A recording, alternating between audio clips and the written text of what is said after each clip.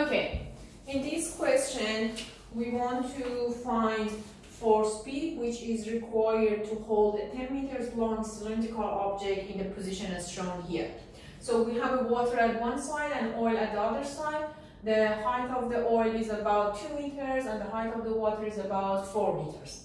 So how we can actually compute, this is related to how we're going to find the forces due to the pressure. So we can write down the total force in the x direction is equal to 0. Why? Because the system is in equilibrium. And also the total moment around point B is equal to 0. Both are correct. I initially show how to find the force due to this one, and second how to find the P due to the second method. So if you consider in the first method, what forces we have here for let's say what forces we have in the x or horizontal direction. So for half of the cylinder, we have a FV1, and for the quarter of the cylinder, we have a FV2. So these forces representing the force due to the pressure on the projected vertical area, all right? So we can say that FV1 is equal rho g, half of this h, which is 4 divided by 2 times area. Again, we're talking about the projected area. So that's the A2. Or let's say AV2.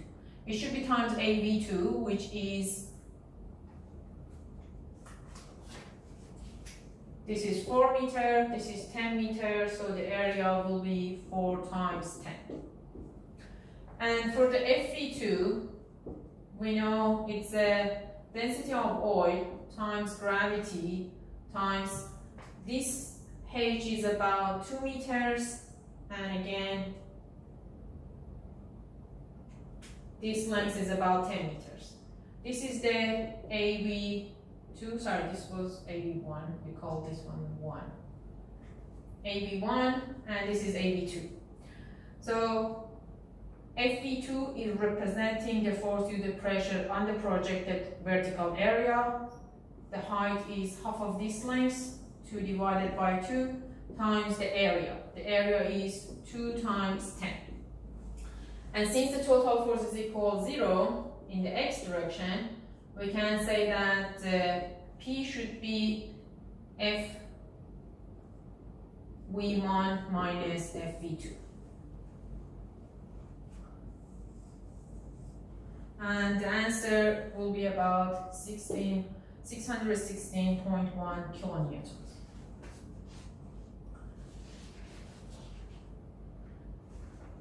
Keep it in your mind, the reason we have only 3 forces in the x direction because the cylinder doesn't hinge at this point. If the cylinder or the object is hinged at this point, we will have extra forces because of the hinge. Okay, so the only forces in the horizontal direction will be FV1, FV2, and P.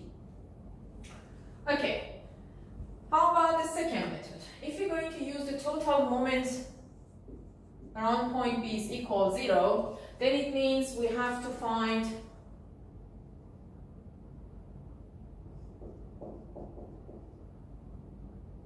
the horizontal force, the vertical one, and also the force due to the weight for both sides. It's doable, we can do it, but it becomes quite challenging because you need to find all these distances and also value of these force for both sides. We can do it in a simpler way. What we know about the force acting on the curve, the force due to the water, if you back to the example in the lectures, we show that we can write it as 3 components, right? There is another way we can also discuss this problem. We can say the total force has a 2 components. If this is the F total, we can say it has a component in the x direction and component in the y direction. Fx and Fy are due to the differential pressure forces, and they're acting on the circular arc, right? We know each differential pressure force actually acting through the center. So it means the summation or the total should also act through the center.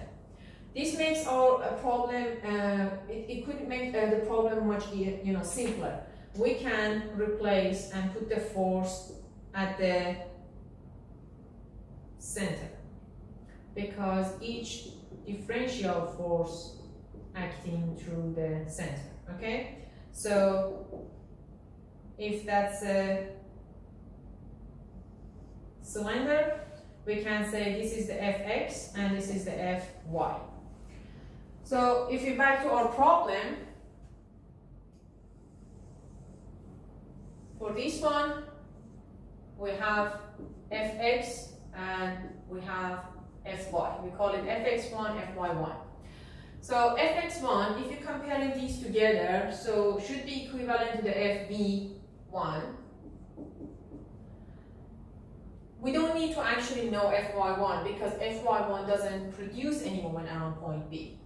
And for the other side, if we put them at the center, this is the Fx2, which is equal, again, look at these, comparing these together, it should be equal Fv2, and this is the Fy2.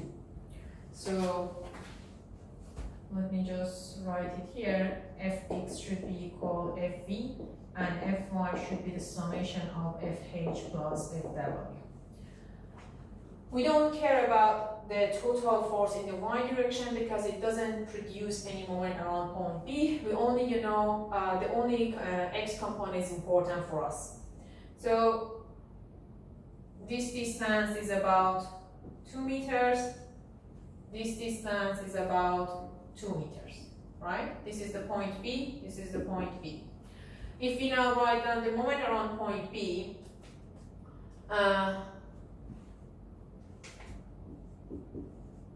Fx1 times 2 meter minus P times 2 meter, because the force P is also acting at the center, minus Fx2 times 2 meters should be equal 0.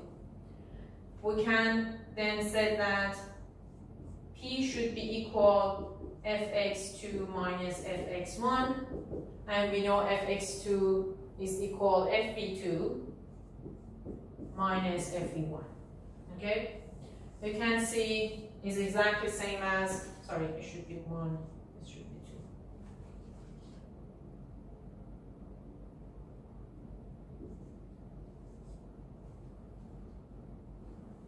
2.